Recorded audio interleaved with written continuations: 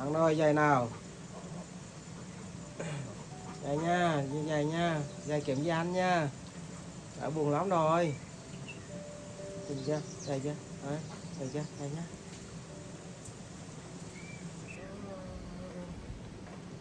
À, giày mình chưa, thì giày chưa?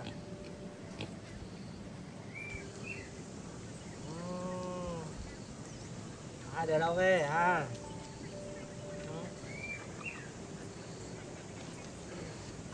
Rồi.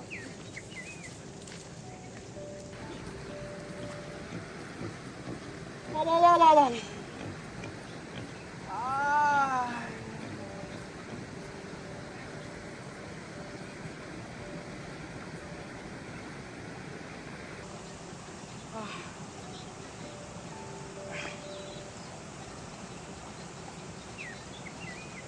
Đây đang ngập đấy nha. Hả? Và mình đi kiểm tra anh nha.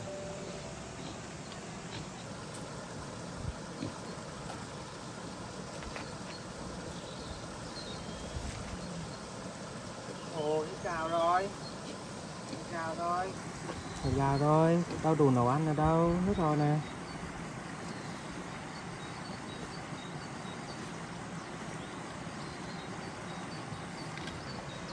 Rồi bố con mình đi chờ nhá. Đi rừng ha. Đi rừng đi chờ mua gạo nha.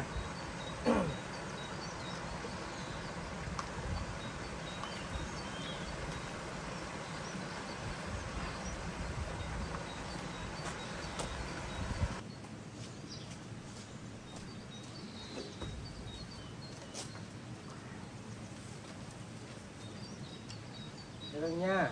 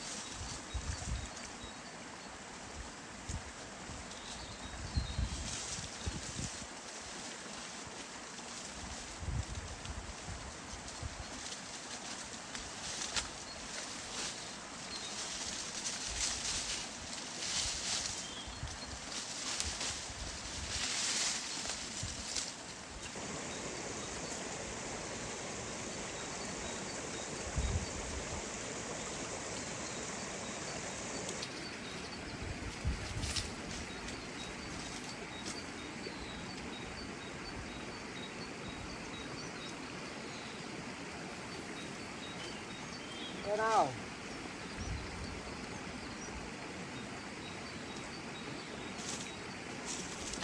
Ô đi bay.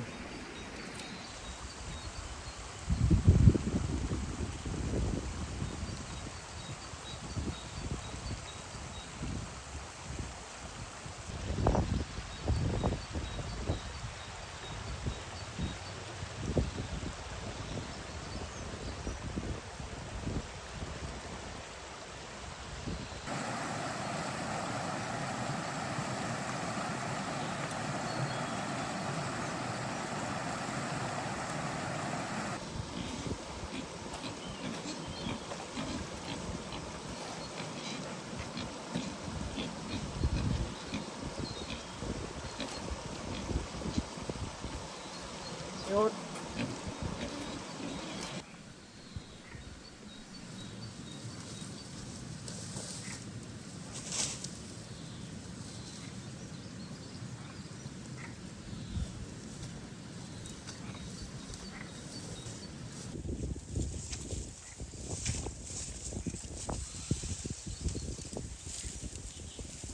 Vịt chè này ha, chè trứng này, củ trái hả?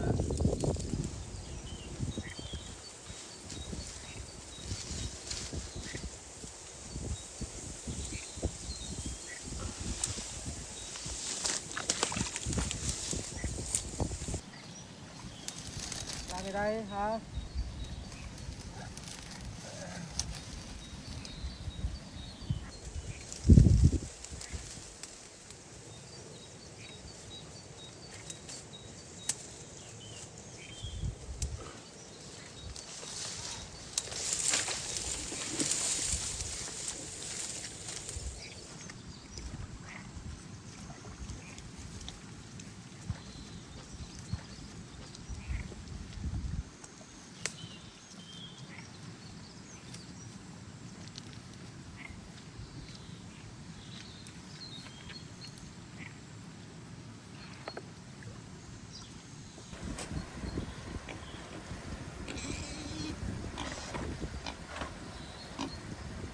Một trái.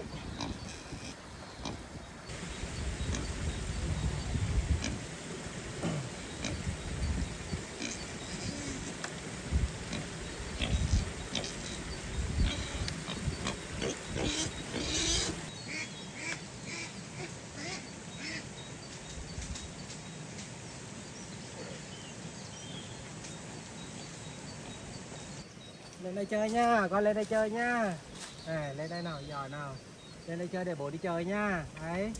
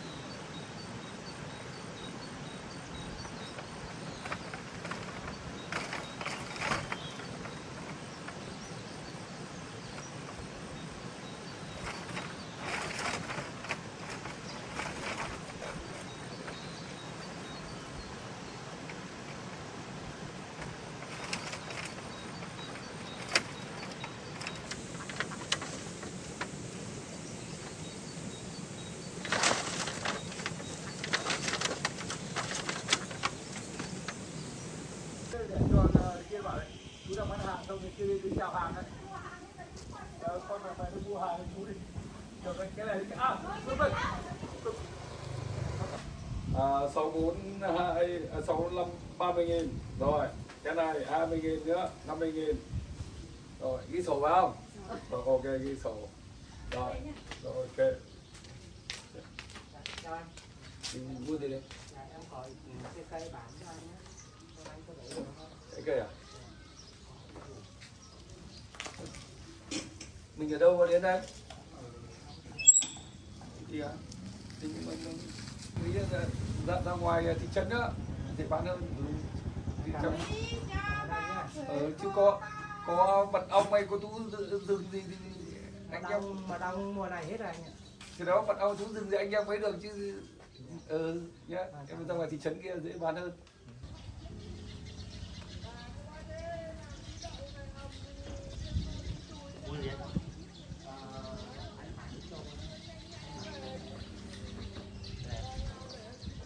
Còn cái này em mua đâu?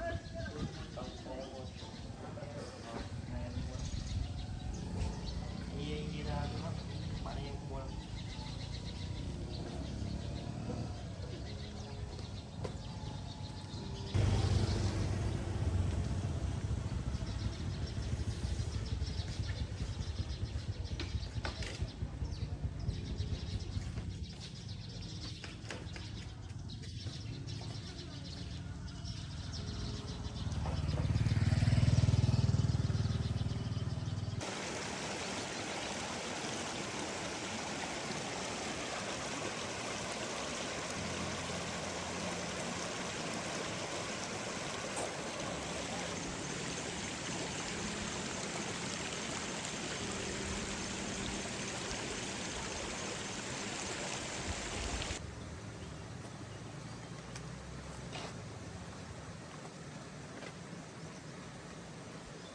Ô, đột.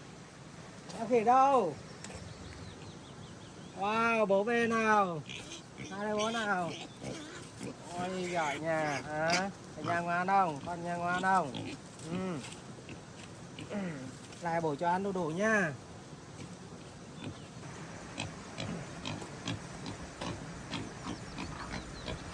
Bố lấy quả đủ cho mày để ăn nha.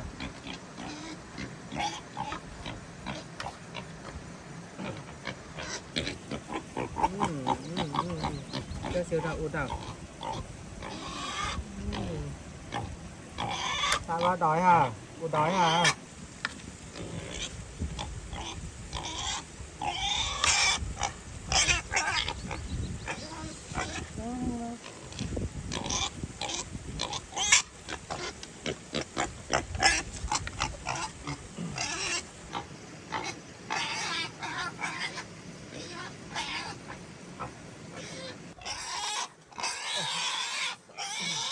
Này cháu út này. Lại đây. Đi lại đây. Út này cháu út này. Đây.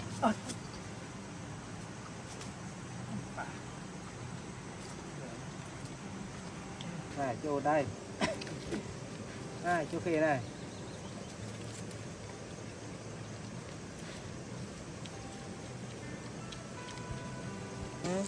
Ăn hả? Sao vậy? Đây, ăn hả? Nào đấy, ăn miếng nè.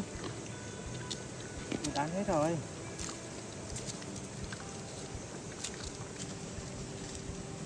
Không ăn con. Ăn hả? Nè.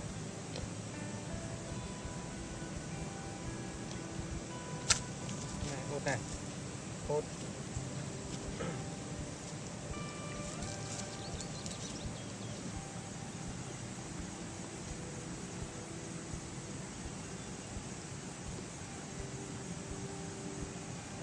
Sao vậy?